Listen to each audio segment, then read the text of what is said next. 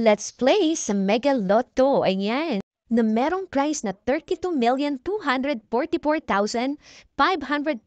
pesos point 60. Excited na ba kayo sa Mega Lotto 645 sa unang number?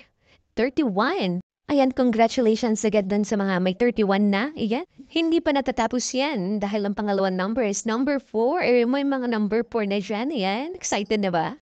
At meron na tayong pangatlong numero, 17. Ayan, may 31 and 4, 17. Ang pang-apat na number ay number 7. Ayan, swerte ata ng number 7 ngayon. Sa mga nag-aalaga ng 7 dyan, ayan, ito na yung hinihintay yung 7. Nandiyan na. And the fifth number, 19. Ayan, 19. Naintindihan ko na malapit na yung akin. Pero di pa rin tumatawa. Charing! The last number is 27. Ayan, sa mga naka-jackpot na dyan, congratulations. Pabalato naman. And now, we have a Grand Lotto 649.